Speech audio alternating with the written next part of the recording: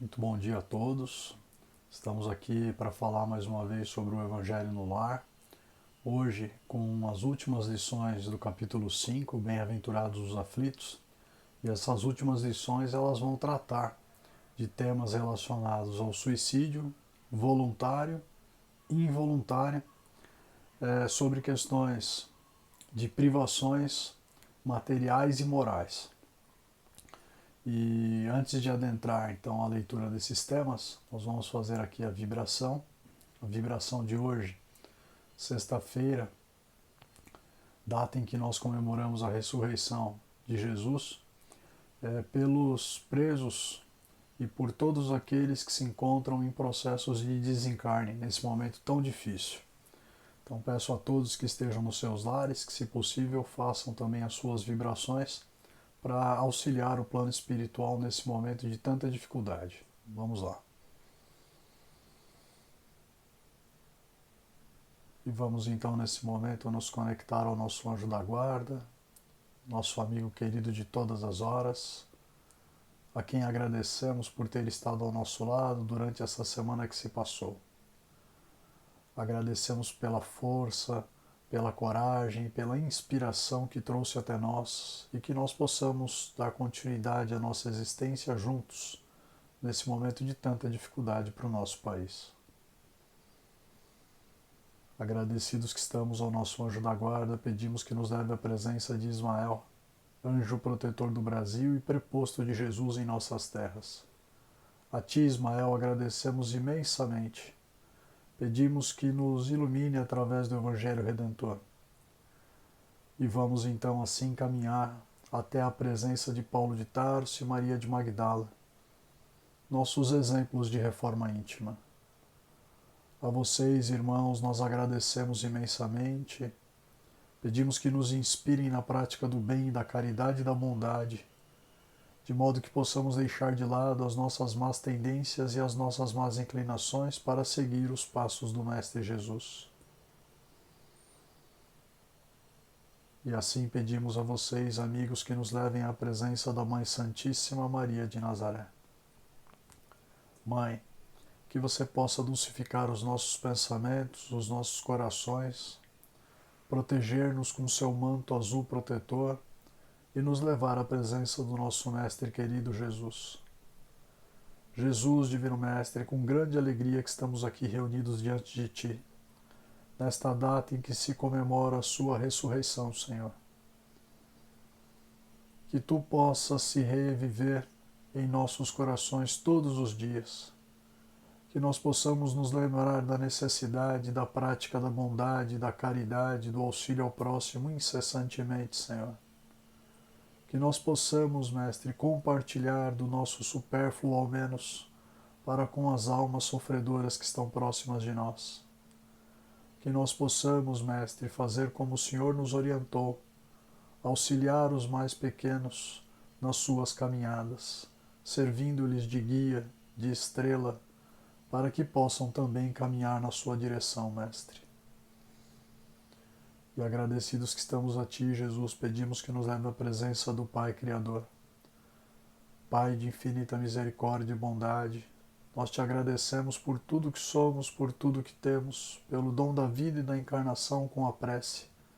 Pai nosso que estais no céu, santificado, Senhor, e glorificado seja o vosso santo nome. E venha a nós, Pai, o Teu reino, e seja feita, Senhor, Sua santa vontade, assim na terra como nos céus. O pão nosso de cada dia que nos dai hoje. Perdoa, Pai, as nossas dívidas, assim como nós perdoamos aos nossos devedores.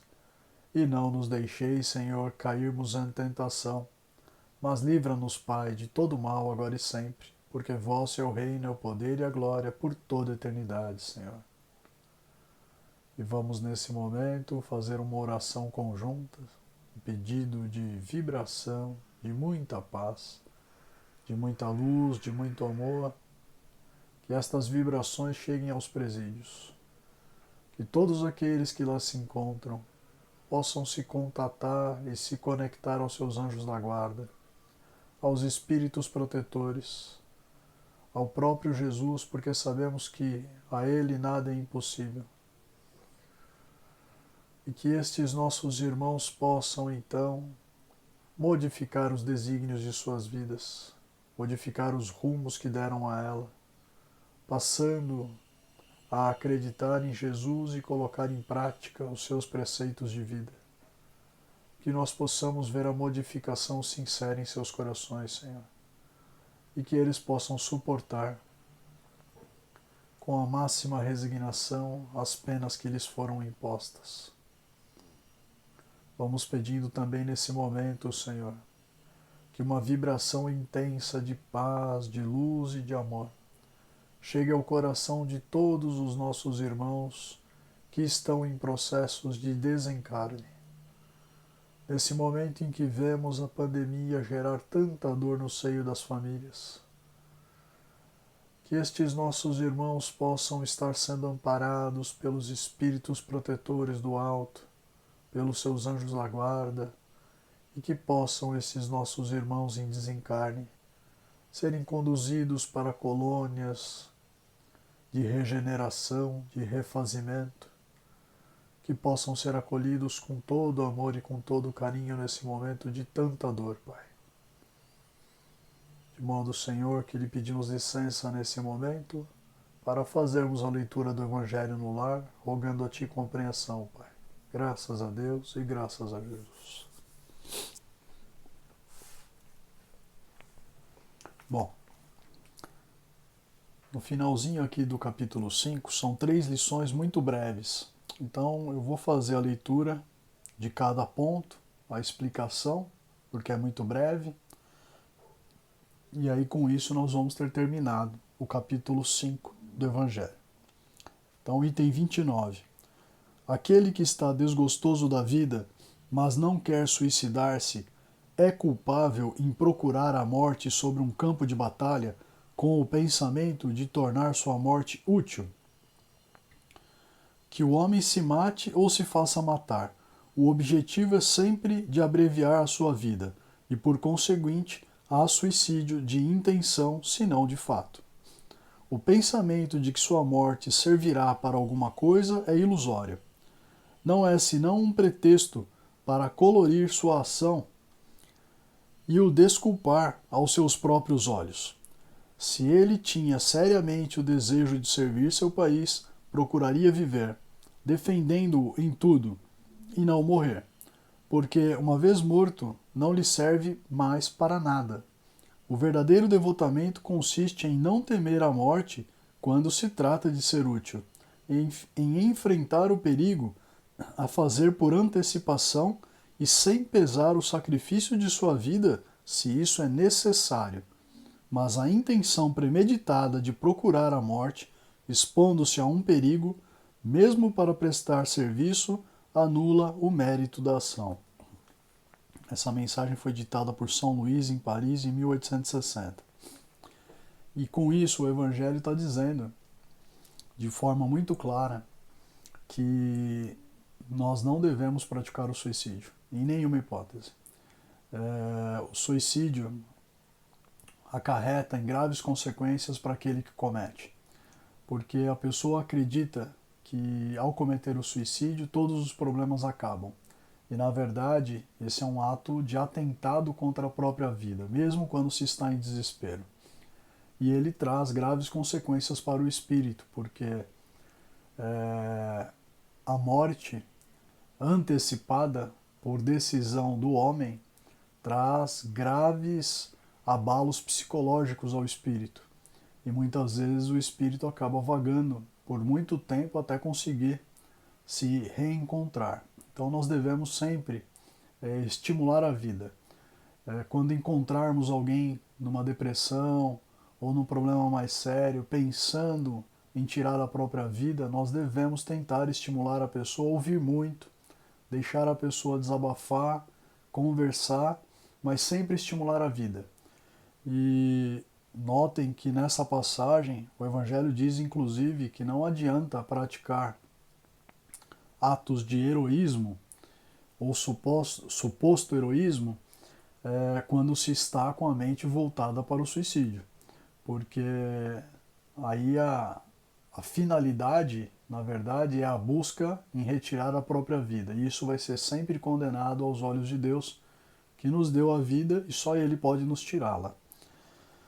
Segunda passagem, no item 30, diz o seguinte: um homem se expõe a um perigo iminente para salvar a vida dos seus semelhantes, sabendo de antemão que ele mesmo sucumbirá. Isso pode ser considerado um suicídio? Do momento em que não há intenção de procurar a morte, não há suicídio, mas devotamento e abnegação, embora a certeza de perecer. Mas quem pode ter essa certeza? Quem disse que a providência não reserva um meio inesperado de salvação no momento mais crítico? Não pode ela salvar mesmo aquele que estiver na boca de um canhão? Frequentemente, ela pode querer prolongar a prova da resignação até seu último limite, quando uma circunstância inesperada desvia o golpe fatal. A mensagem também é de São Luís, em Paris, em 1860. Nessa passagem pequena, o Evangelho diz para nós o seguinte: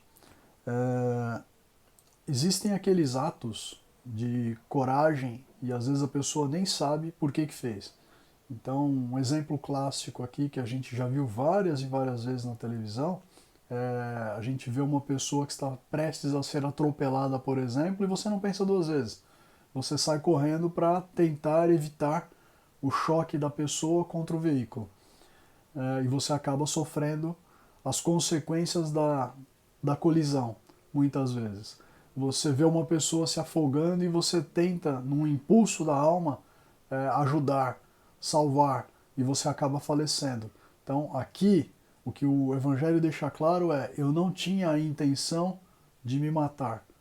Minha vida foi exposta a risco porque eu tentei salvar a vida de um semelhante. E aqui, obviamente, que a intenção não era colocar fim à minha vida, mas tentar salvar a vida de um semelhante. Então, Deus vai avaliar nesse momento justamente qual foi a nossa intenção. Se a nossa intenção foi a da salvação de uma pessoa, não há suicídio, e aí não há que se falar, obviamente, em penas para quem não cometeu esse ato voluntariamente. Então, tudo vai da intenção. E essa última passagem do capítulo 5, que é o 31, pergunta o seguinte: aqueles que aceitam seus sofrimentos com resignação, por submissão à vontade de Deus e com vistas à sua felicidade futura, não trabalham senão para si mesmos e podem tornar seus sofrimentos proveitosos aos outros? Esses sofrimentos podem ser proveitosos a outrem, material e moralmente.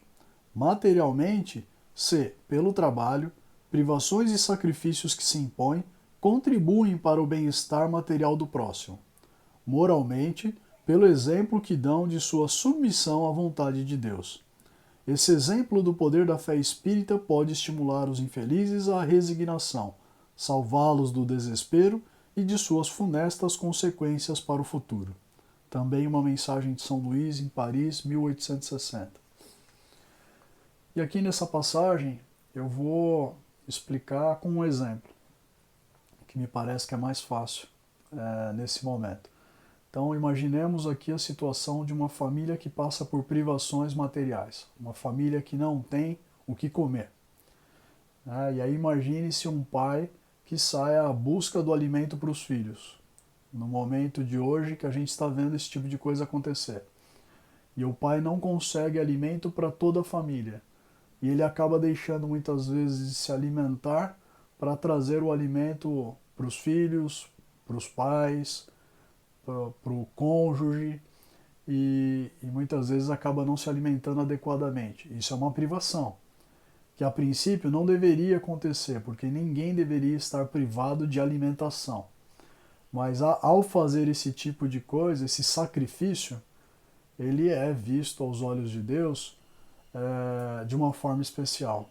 Especial porque não foi procurada pela pessoa, mas ela precisou fazer isso em auxílio a outras pessoas. Então, esses atos de caridade, de bondade, assim, sobretudo aquelas em que nós nos colocamos a fazer para ajudar o próximo, então não é uma coisa que a gente queira nos prejudicar, nós queremos ajudar os outros. E aí acabamos muitas vezes nos privando de alguma coisa. Isso é muito bem visto, né, pela espiritualidade, porque é a verdadeira expressão da caridade. É dar um pouquinho do que eu tenho para o próximo, dividir às vezes até mesmo o necessário com aquele que está passando a necessidade. Então que fiquem essas lições para nós, sobretudo neste momento de tamanha dor que nós estamos vivenciando. E eu fico então por aqui. Tenham todos uma ótima Sexta-feira Santa e em breve nós voltamos no capítulo 6 do Evangelho. Um abraço a todos.